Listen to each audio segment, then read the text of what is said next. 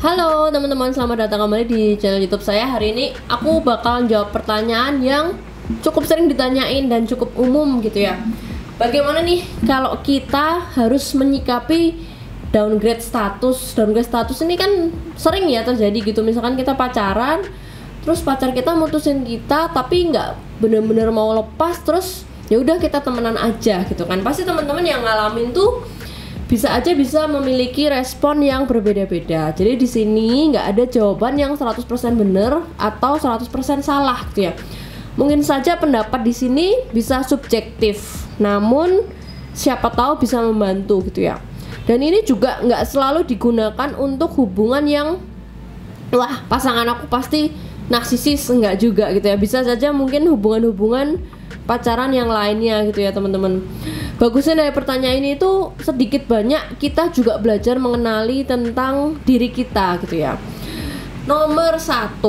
Nah, kalau kita ngalamin kayak gini tuh sebenarnya back to backnya kita harus menjawab gitu ya, merenungi sebenarnya seberapa jauh sih hubungan kita dengan pacar kita ini atau yang mantan kita ini.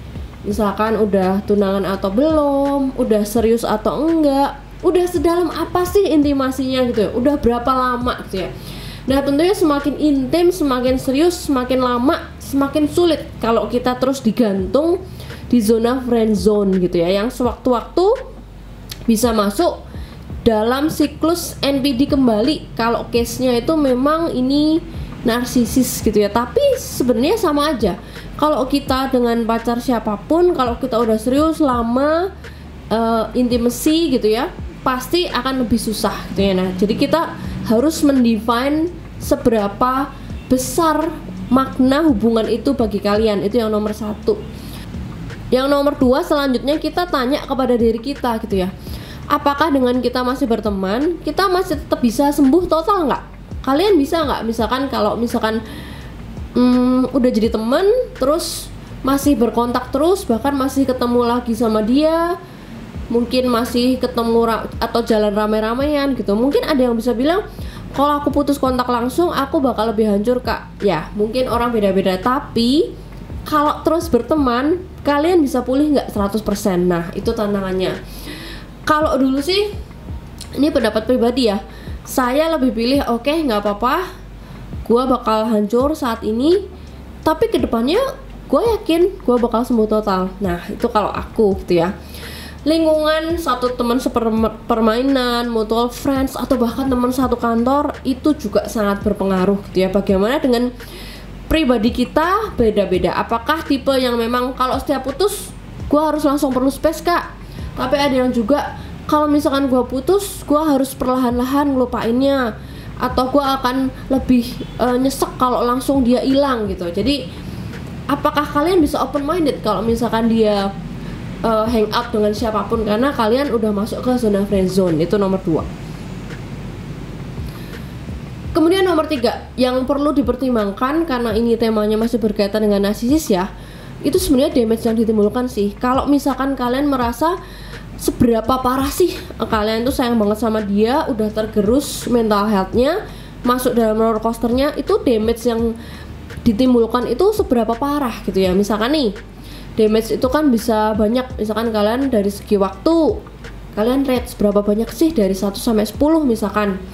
Dari segi fisik, berapa rate-nya sih 1 sampai 10. Dari segi keuangan, dari segi act of service misalkan. Nah kalau misalkan kalian merasa damage yang ditimbulkan itu dari semua faktor indikator itu, dari misalkan angka 1 sampai 10 kalian ngerasa semuanya di atas angka 7 gitu. Nah itu akan cenderung lebih sulit ya kalau kalian masih terjebak di dalam zona friend zone kayak gitu. Itu nomor 3. Nomor 4, tanya kepada diri kita juga, dengan kita masih temenan sama dia itu apa sih yang make sense buat kita? Sebenarnya tujuan kita masih pengen temenan sama dia tuh apa? Untuk kepositifan diri kita atau enggak? Sebenarnya kalian karena takut kesepian atau emang masih pengen balikan? Jadi hati-hati ya, karena kita belum bisa membuat keputusan kan dalam masa-masa yang kita masih blur gitu ya. Nah kalian bisakah kalau kita move on dengan orang itu, tapi kalau misalkan orang ini dengan alasan zona friend zone terus masih ngontek kalian kayak let's say 3 hari sekali, halo lagi apa, di mana, udah makan belum. Nah itu kalian akan menjadi blur antara kayak nge-treat dia itu sebagai mantan, sebagai pacar, sebagai teman, atau sebagai siapa. Nah jadi nomor 4 ini hati-hati antara zona hanya harapan diri kita aja yang belum rela move on, atau sebenarnya hati kita itu masuk ke zona friendzone karena sebenarnya kita masih ngarep pengen balikan. Nah itu yang nomor 4. Kemudian yang nomor 5, pertimbangan kita tuh masih bisa temenan lagi atau sama dia atau enggak. Itu tuh apakah hubungan tersebut memberikan dampak positif kepada kedua belah pihak. Jadi kalau misalkan kalian pacaran dengan siapapun gitu, harus membawa dampak positif, termasuk mengimprove diri kita menjadi lebih baik gitu ya.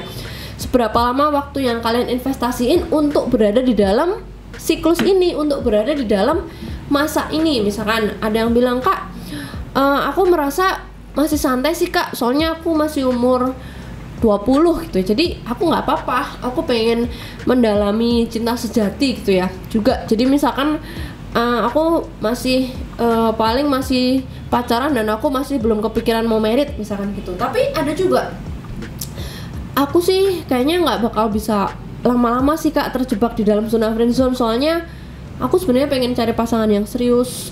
Dan juga aku mungkin setelah dia tahu perilakunya, polanya, siklusnya abusif, aku kayaknya nggak berpikiran juga bisa hidup 50 tahun ke depan atau selamanya gitu sama dia. Jadi tergantung kondisi kita mau menginvestasikan berapa lama sih untuk menyelesaikan situasi ini, lepas dari zona abu-abu ini gitu ya.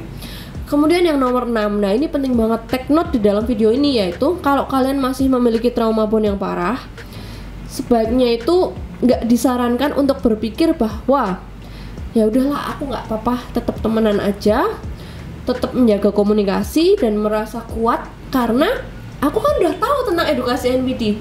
Nah itu tuh hati-hati gitu ya, ini cenderung nggak objektif soalnya. Jadi dengan kita tahu tentang edukasi ini, tidak serta-merta kita bisa memiliki tameng yang kuat agar tidak masuk di dalam siklusnya gitu ya. Jadi guys, di sini kesimpulannya, keputusan dan kondisi emang semua tergantung masing-masing gitu ya. Pada umumnya lepas dari narsis itu, kalau misalkan menurut aku itu idealnya no contact ya.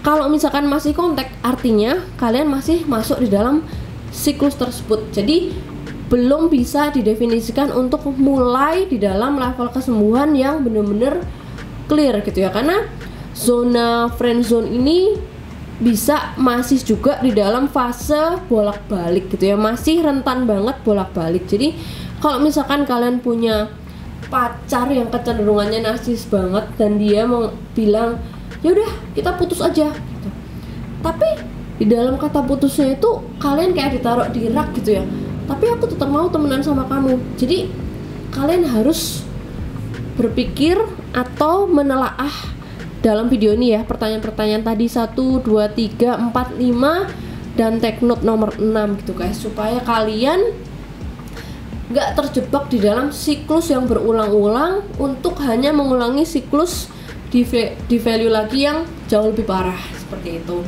Semoga video ini membantu dan jangan lupa mampir ke Instagram @unsecret.narcissus gitu ya. Teman-teman, semoga video ini bermanfaat dan sampai jumpa di video selanjutnya.